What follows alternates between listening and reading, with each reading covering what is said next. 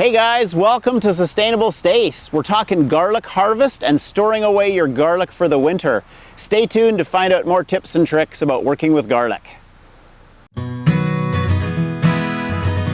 I'm Stacy Taves. For me, healthy food and sustainability are totally connected. You can grow it yourself. Nature is generous. Hey, welcome back to Sustainable Stace. I'm in the garden, it's middle of July. It's the time of the year for us where we live on the west coast of North America where we're harvesting our berries. We're picking blueberries and raspberries every day. And we planted our garlic about 8 months ago.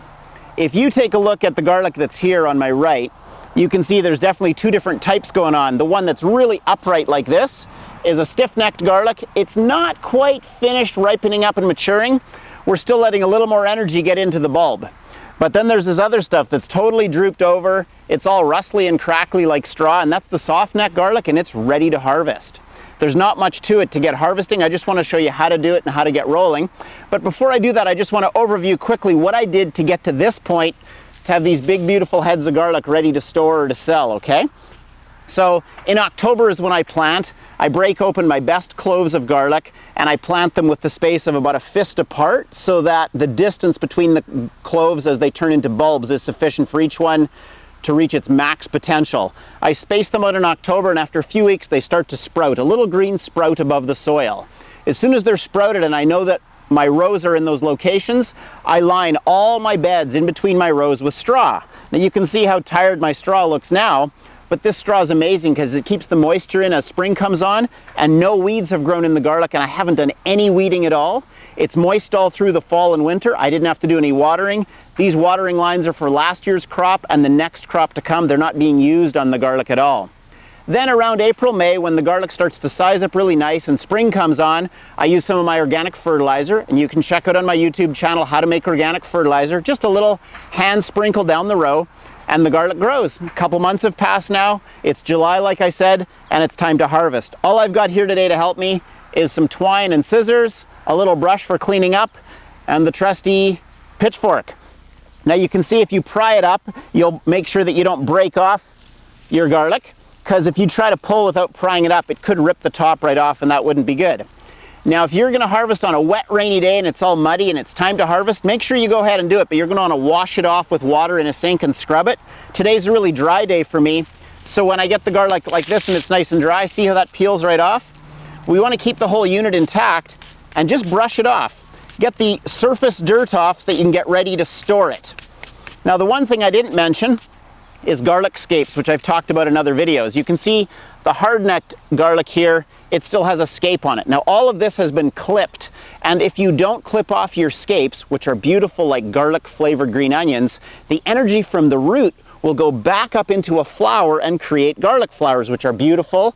They attract pollinators, but your garlic harvest won't be very good. So you want to clip the scape, which is a central stalk, and now you've got a yummy garlic flavored green onion. Scapes are often sold in farmers markets. They're beautiful to flavor soups or stir fries or omelets. So don't miss out on harvesting your scapes, both for the flavor, but also that your maximum energy from the plant goes down into the bulb. So the hard neck stuff, it's another few weeks away. So I scrub away on all my garlic bulbs, get them nice and clean, and then I bundle them. So to bundle them, I just take, about a meter or a yard of twine. I snip that off, and I use these year after year. So I've got these hanging in an outbuilding. All I do is put a loop on each end. So with a loop on each end, it's like a double noose, right? And now it becomes very versatile for hanging, drying, and storing things, because you want to cure the garlic when you harvest it out of the sunshine. It'll be damaged if you leave it in the sun. And what I do is I always bundle it in clusters of 25 heads. So here I've got 25 heads of garlic. I loop my little twine loop around it. You can go either way, one loop through the other loop. And when you do that, if you get all your stalks in right, pull it nice and tight, da-da, you've got 25 head of garlic. I hang those up. I've got about 1,000 heads here in total, so I'll have about 40 or so bundles like that. I'll let them sit a few weeks to cure and dry where there's no moisture left in the neck. And then this is what I do once the moisture is all gone from the neck. So I'm doing it prematurely today for the video. About a finger or two's width above the head, I snip that off. Then I take the roots and I take those off as well. And then I sort all my garlic. Now I sort it 3 ways. because I want it to look good and I want it to last. Another thing to note is that the stiff neck garlic that I'm not harvesting today will store a little longer. So it's going to be better to harvest later if you can and have it as your storing garlic, whereas the garlic you eat more fresh will be your soft neck if you grow both varieties. This is now ready for sale or for storage, and well-grown garlic that's well cured, and you can see I shouldn't have snipped this yet because it's still green inside and you don't want it to be green, totally dead. That's going to store for 6 or 8 months. I sort it 3 ways. The smallest pieces that look the least appetizing, I keep for myself and my family. We have hundreds of heads. We eat garlic every day, most meals.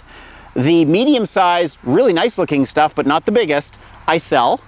And then the very biggest, like this one would be an example of the very biggest, I save these. Because you always save your best for seed for your next year. You don't eat it. And that way, every year I'm getting better and better quality, larger and larger size, better flavor as well. So that's the simple way.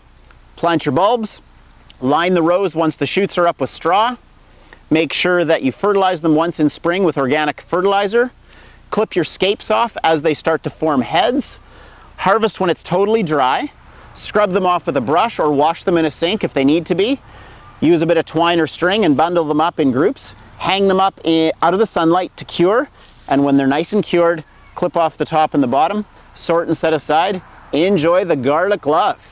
Now, if you guys want to find out more YouTube videos on my Sustainable Stace channel, just check out down here and subscribe to Sustainable Stace.